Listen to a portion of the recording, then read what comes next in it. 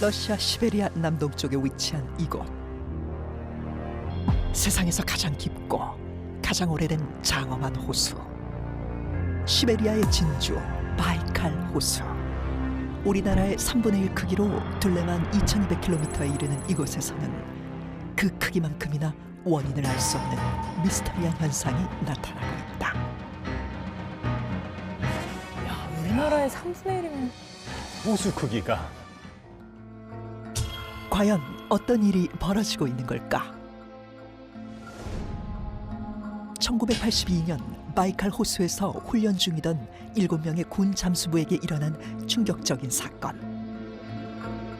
그들은 수중 훈련을 위해 수심 50m까지 내려가게 됐고 바로 그 순간 기이한 생명체를 발견하게 됐는데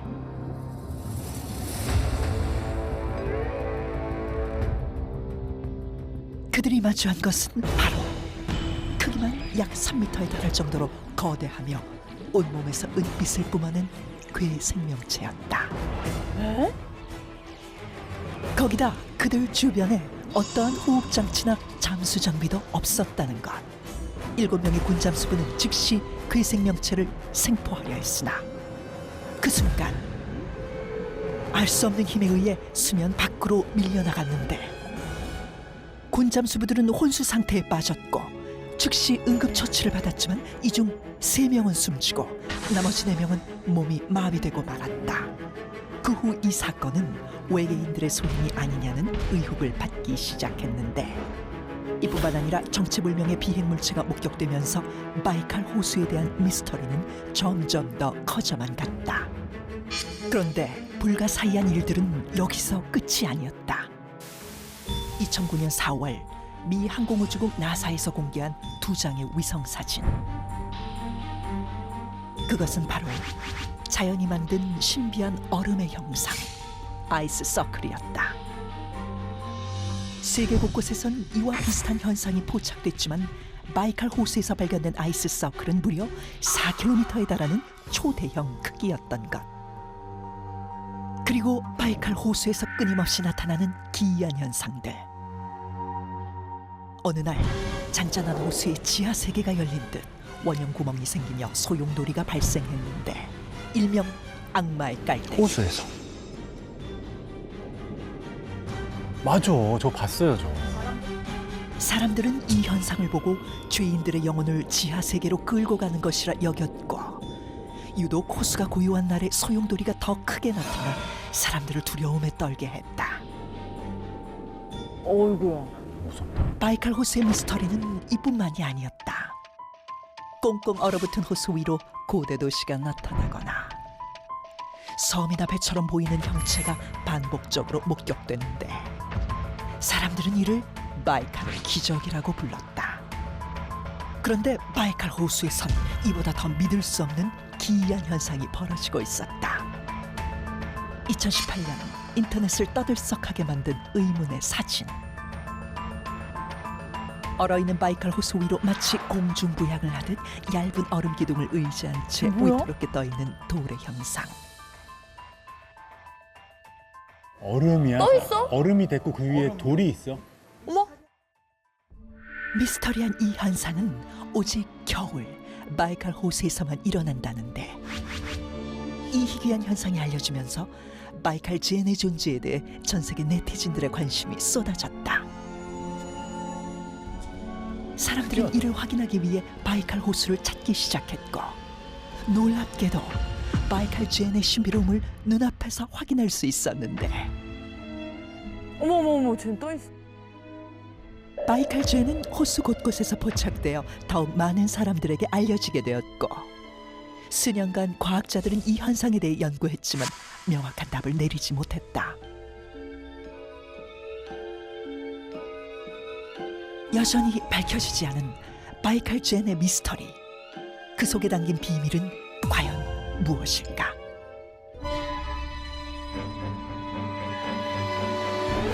자, 오늘의 두 번째 미스터리 바로 바이칼 호수의 비밀입니다.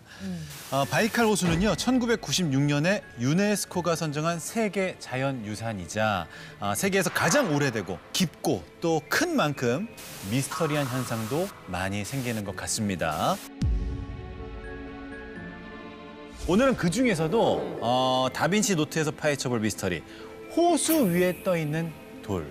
아, 네, 신기했어. 바로 바이칼 젠의 비밀인데요. 이 바이칼 젠의 비밀을 알아보기 전에 바이칼 호수에서 일어나는 다양한 이 미스터리들에 대해서 짧게 이야기를 좀 나눠보도록 하겠습니다.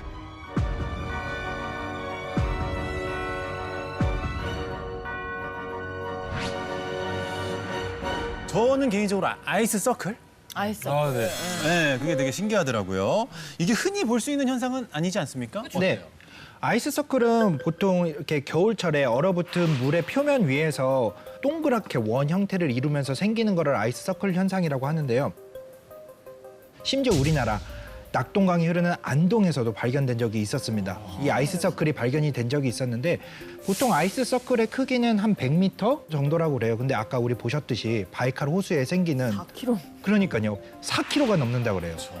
보이지도 않을 정도인데 물이 흐를 때 그 흐르는 현상에 의해서 아이스서클이 생긴다고 그러는데 저기는 잔잔한 호수잖아요. 근데 심지어 4kg가 넘는 아이스서클이 어떻게 생기는지도 여전히 미스테리로 남아있기는 한 것 같습니다. 미스테리다. 저는 아까 영상 보면서 좀 기억에 남았던 게 이름부터 좀 공포스러웠어요. 뭐죠? 악마의 깔때기라고. 이건 어떤 현상인지 궁금해요. 이게 어떻게 보면 지상에서 보이는 싱크홀하고 비슷한 뭐 그런 느낌이 그러니까. 들기도 하죠. 그래서 정말로 드물게 발생하는 현상이라고 하긴 합니다. 뭐 1년에 한 번, 두 번, 뭐 그 정도 발생하는 현상이라고 하는데 이런 현상이 발생하는 원인으로는 몇 가지 가설이 있는데 한 가지는 정말로 바닥에 어떤 집안 치마나 이런 현상으로 인해 가지고 구멍이 생겨가지고 거기로 물이 빨려 나가면서 이런 모습이 생기지 않을까. 한편으로는 어떤 저런 물의 흐름이 지나치게 강해가지고 소용돌이 현상이 격렬하게 일어나다 보면 이런 것이 나올 수도 있지 않을까라고 추측하고 있기도 합니다만 뭐 아직까지 정확하게 뭐가 답이다라는 것까지는 안 나와 있는 것 같습니다. 아까 말씀하시기로 그 아이스 서클이 우리나라에서도 네. 발견이 됐다라고 말씀해 주셨는데 그럼 저 악마의 깔때기 같은 현상도 우리나라에 있었는지 궁금해요. 대표적으로 우리나라에서도 찾아볼 수 있는 곳이 있죠. 있어요. 소용돌이가 너무 심해서 물이 마치 소리내서 우는 것 같다고 하는 지역. 어디죠? 그 지역의 이름을 울돌목이라고 부르는데 네, 한자로 바꾸면 거기를 명량이라고 하죠. 그래서 우리나라 남해안의 명량의 물의 소용돌이 흐름이 너무 세가지고 거기서 마치 물살이 우는 것 같은 소리가 난다라고 해서 우리 잘 알려진 대로 네. 이순신 장군은 그 물살을 이용해가지고 이제 일본군을 물리치기도 하고 그리고 또 현대에는 거기가 이런 식으로 조류의 물살이 워낙 세다 보니까 거기에 조류 발전소를 거기다가 세웠어요. 지금도 가동되고 있습니다. 그래서 무슨 뭐 악마의 깔때기고 뭐 악마의 나발이고 간에 한국의 이 과학기술인들한테 걸리면 어쨌거나 그걸 이용을 해가지고 거기서 전기를 뽑아내는 실용적인 목적으로 활용당하게 된다. 사실 원리만 알게 되면 뭐 별로 두려울 게 없는 거죠. 오히려 우리에게 이롭게 사용할 수도 있게 되는 거죠. 그러네요. 그리고 아까 또 신기했던 게 그 바이칼 호수 위 그 수평선에 약간 고대 도시 비슷한 그런 맞아요. 그림들이 막 보였는데 그게 약간 사막에서 볼 수 있는 신기루 비슷하게 보였거든요. 맞습니다. 그게 확실한 파타 모르가나 현상인 게 분명합니다. 공기층이 이렇게 쌓여 있을 때 공기층의 온도가 다르면 먼 곳에서 오는 빛이 굴절이 돼서 우리 눈에 들어올 수 있는데요. 사막에서 보는 신기루는 되게 우리가 보는 모습이 뒤집혀 보이거든요. 근데 아까 보신 이거는 아래가 오히려 차갑고 그 위 부분이 뜨거운 경우예요. 자, 그러니까 어떻게 보면 과학적인 현상인 것 같기도 하고 또 어떻게 보면 굉장히 미스터리한 일인 것 같은데 이게 알면 알수록 바이칼 호수에 대한 궁금증이 더 커지는 것 같습니다. 네. 네.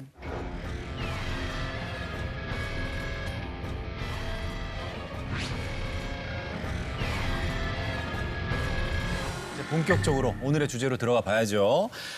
가장 미스터리한 현상, 바이칼 젠.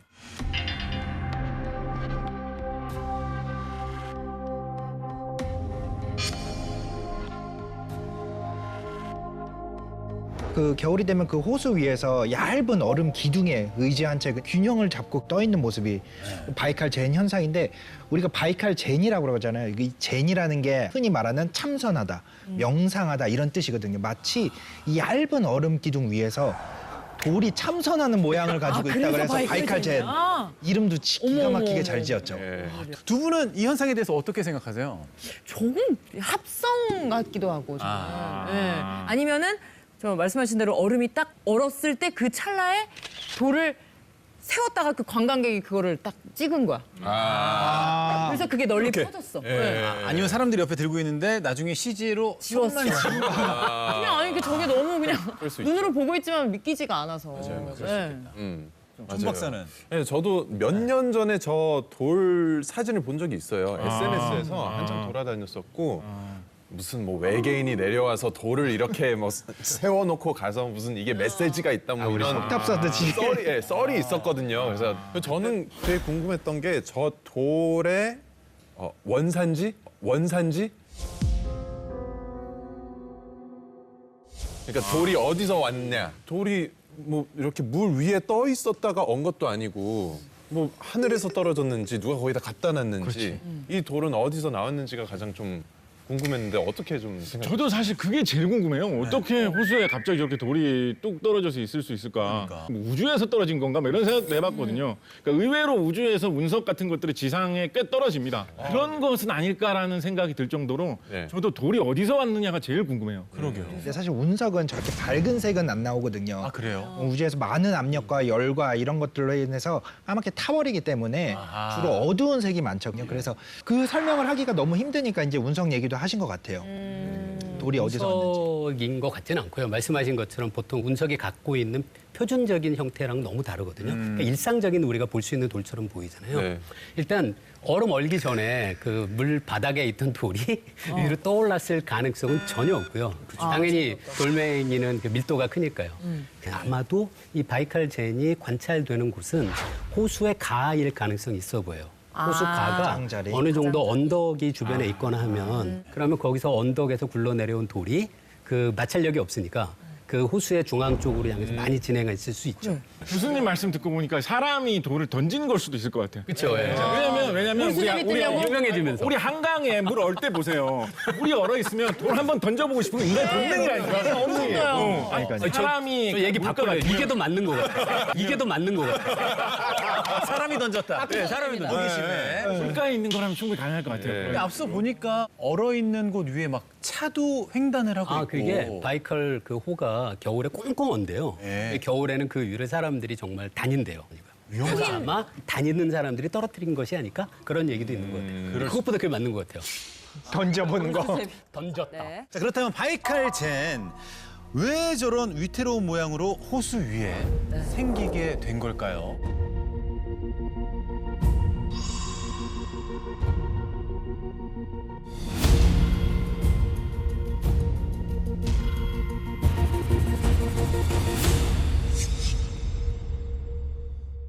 이 물리학 입장에서 어떻게 설명이 가능할까요?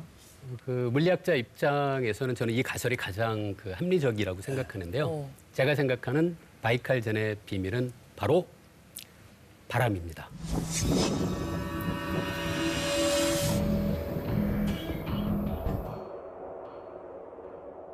바람. 야, 바람이 저렇게 옮겨놨다고요? 그 바이칼 젠이 생기는 때가 겨울인데요. 겨울에 항상 호수의 얼음 위로 시속 100km 정도의 바람이 불고요. 그거를 초속으로 생각하면은 초속 30m 정도예요. 그러니까 1초에 30m라는 엄청난 속도의 바람이 불고 있는 거죠. 이렇게 바람이 불면은 이 호수 바로 위에 얼음 위를 부는 바람이 이 돌을 만나잖아요. 거기서 똑바로 진행하지는 못하니까 돌의 아래 부분에서 이렇게 휘돌아 나가게 돼요, 바람이. 강한 바람이 돌 아래 부분에 부딪히면서 그 돌 아래에 있는 얼음들을 깎아내듯이 점점 이렇게 파이게 되는 것 같아요. 이런 거를 그 물리학에서는 승화라고 부르거든요. 승화. 보통은 많은 물질들이 고체 상태에서 기체 상태로 중간에 액체 상태를 거치지 않고 변할 수 있어요. 가장 우리가 쉽게 볼 수 있는 게 드라이 아이스 보면 맞아. 하얀색 기임 같은 게 막 나잖아요. 맞아요. 이게 바로 승화거든요. 그런데 얼음은 드라이아이스하고는 다르거든요. 우리가 살아가는 온도 압력에서는 직접 바뀌지는 못해요. 맞아요. 우리가 볼 수 있는 그 바람에 의한 풍화 작용과 상당히 비슷한 거죠. 어쨌든 성화라고는 할 수 있습니다. 고체 상태의 얼음이 기체 상태로 변해서 이제 점점 없어지는 거니까요. 혹시 뭐 풍화 작용 좀 쉽게 설명해 주실 수 있을까요? 그 풍화 작용에 가장 쉬운 예가 있어요. 대만의 예류 지질 공원이라는 데가 있어요.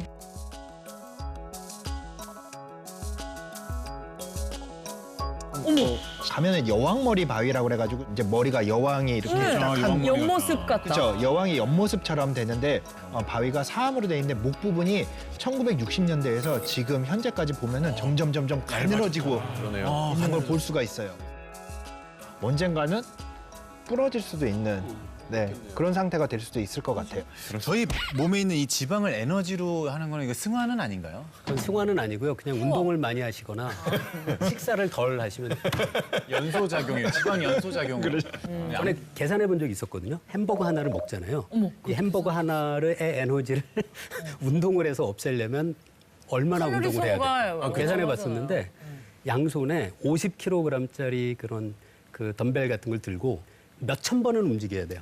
그래야지만 햄버거 하나가 소비되거든요. 건강을 잃겠네요. 이거 몇천 번 운동하지 마시고 그냥 드시지 마세요.